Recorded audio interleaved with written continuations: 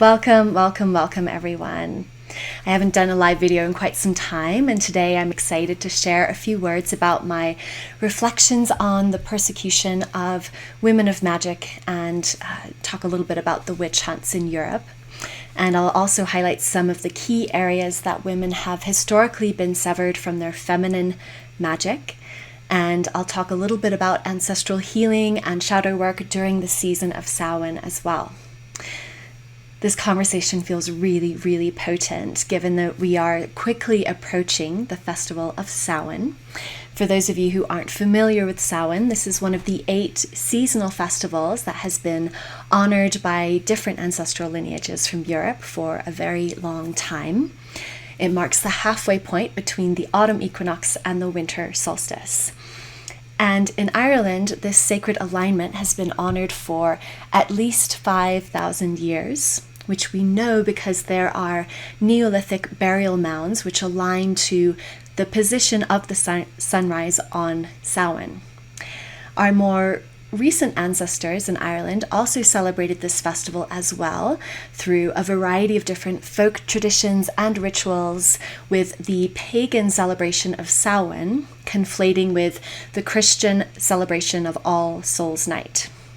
I'm going to be sharing more about Samhain in the coming weeks, and I'll also be hosting a Samhain ceremony on November 1st, where I will really dive into these ancestral traditions in much more depth and guide you on a journey with the ancestors and with the Morrigan, who is a goddess of death and prophecy and much more in the Irish tradition. One of the core aspects of Samhain Eve and All Souls' Night is the living concept that this is a night when the spirits of the other world walk among us.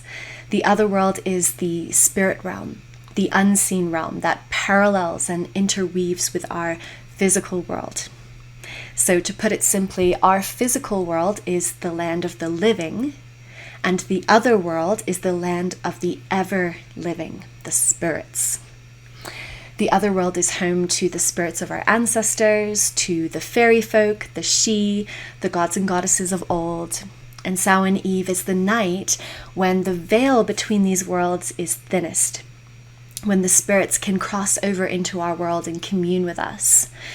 This is why this festival is a time for connecting with and honoring the ancestors.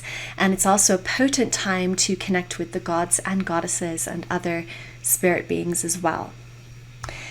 In the modern Western world, we've become very detached from this realm of spirit as a society. Western ideology is almost entirely focused on what can be seen, what is quantifiable and measurable. And as women in particular, our connection to the mystery and magic of the spirit realms has been severed in so many ways over the centuries, in very violent and oppressive ways. Women, of course, have been negatively impacted by the patriarchy in a myriad of ways, which are very interrelated. It's kind of hard to tease out any particular aspect without acknowledging the complexity of this system of oppression as a whole, which I wholeheartedly know affects all genders and not just women. Patriarchy as a system is also very interwoven with colonialism and white supremacy. There's so much to share about the ways in which these systems have severed us from our true selves, from our sense of culture and belonging, from land and lineage. There's just so much. But today I'm going to speak just a little bit about the ways in which women of our ancestry were severed from their connection to the realms of spirit, how we've been severed from our medicine, our magic, our wisdom, and I'll be particularly talking about the ways in which we've been severed from our feminine wisdom as midwives of birth and doulas of death. So my expertise is rooted in the cultural traditions of Ireland and Britain, so this is the perspective I'm sharing from. And I would be really curious to hear from you in the comments if you hold different perspectives and ancestral knowledge regarding this topic. For example, I'm aware that contemporary witch hunts have actually been reported in sub-Saharan Africa and Papua New Guinea. So this is a bigger conversation than just Ireland and Britain and Europe, right? There is this increasing amount of awareness now about the fact that huge numbers of women across Europe and the diaspora were persecuted and brutally killed during the witch hunts, which started around the 1400s and lasted into the 1800s. Some men were killed as well, but the majority were women, and many of the men who were persecuted were somehow connected to the women who were persecuted, brothers or husbands or what have you. There are different speculations about how many people were actually killed. I've seen vastly different estimates, from tens of thousands to hundreds of thousands to even millions. I'm not sure why these estimates are so vastly different, but in any case, it was a lot of women. And importantly as well, these different regions were affected differently. So, for example, the witch hunts in Ireland were insubstantial compared to what was happening amongst their neighbours in England and Scotland. They hosted only a handful of trials that were in the later 17th century, 18th century.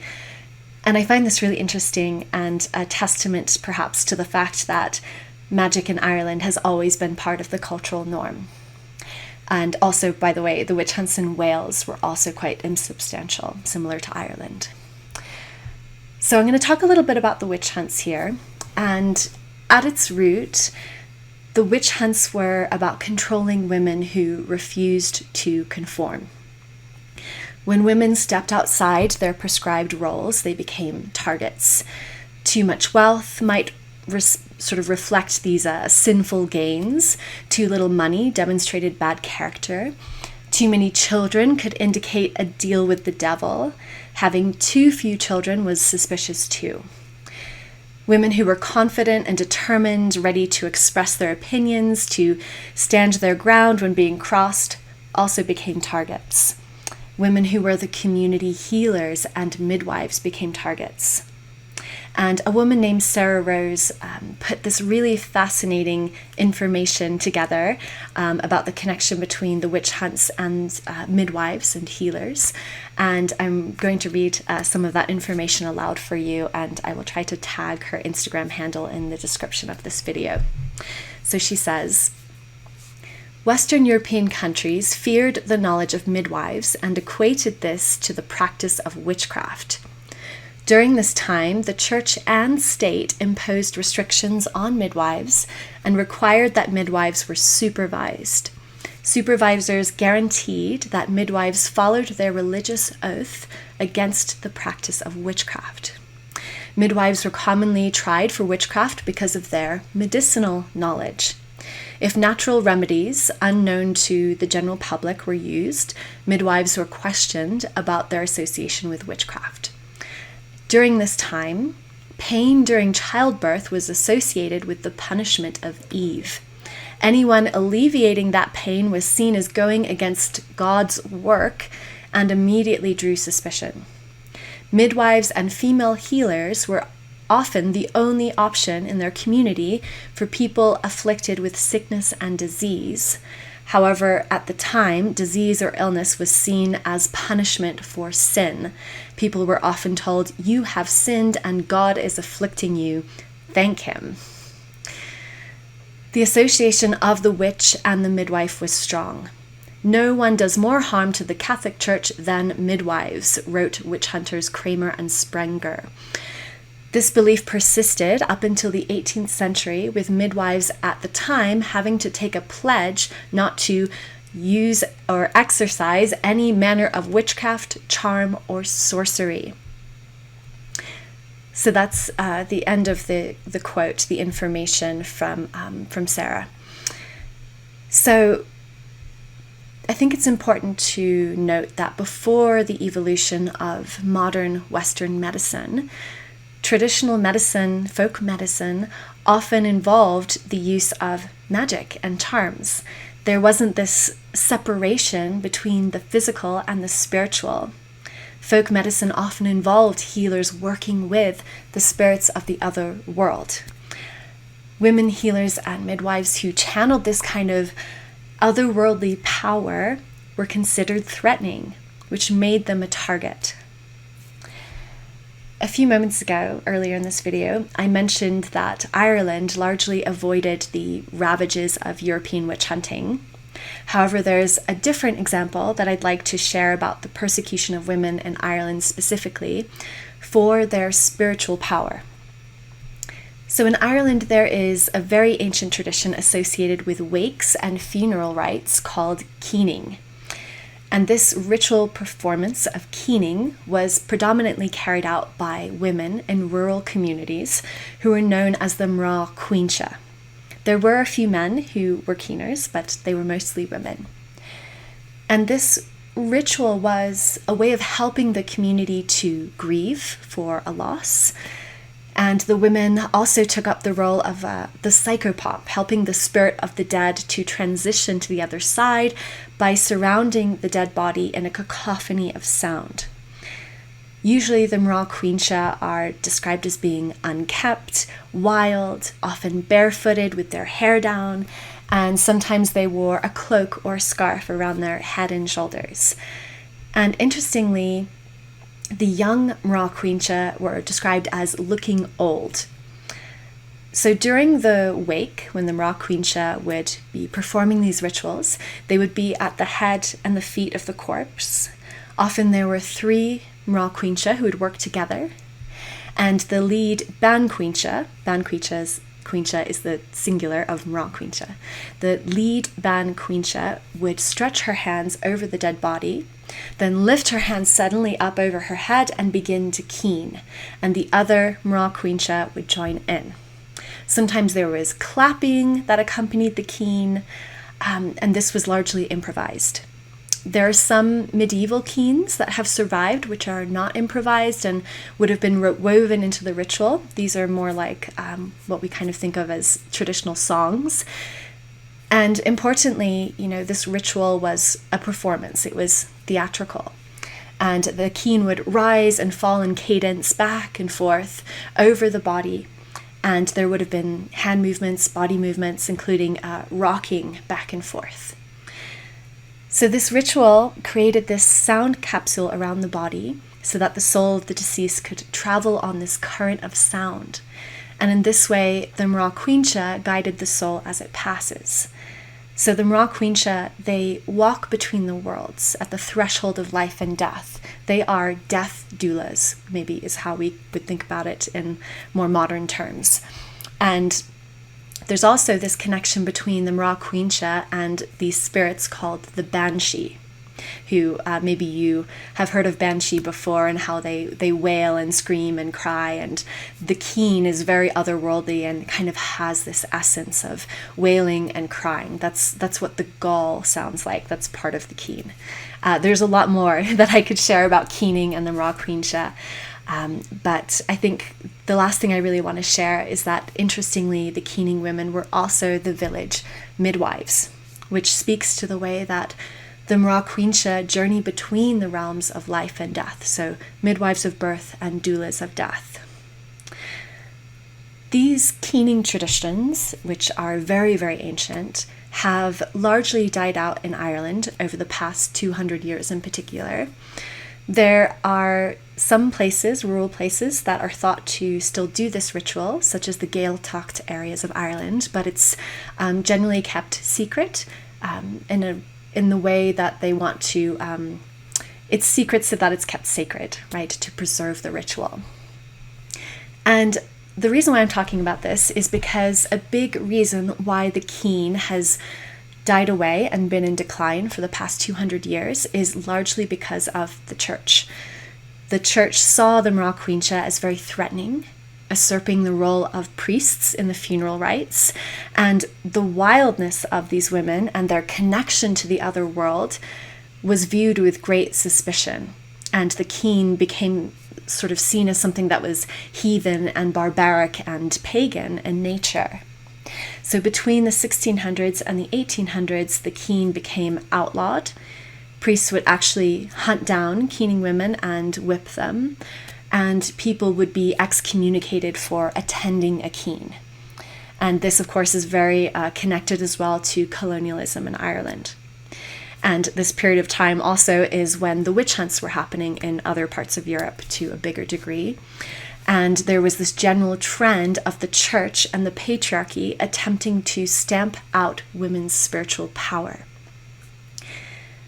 Interestingly to me, there are some core themes held within the persecution of women's spiritual power historically, which are a few things here. So we have the severance of our power with our connection with the earth, expressed through the use of herbs and medicine, our power as midwives of birth and doulas of death, our power as our voice as a gateway to the other world, and our power as mediators of the sacred. So these are some of the ways that we've historically been persecuted. This is the spiritual power that we've really been severed from. And this legacy of persecution and oppression still lives inside of us. Many of us as women have this innate fear of being persecuted or shamed or rejected for claiming our gifts and embracing our intuitive, magical nature. Many of us shy away from the healing magic that runs in our veins for fear of being outcast. And this wound is an ancestral wound, passed down through the lineage.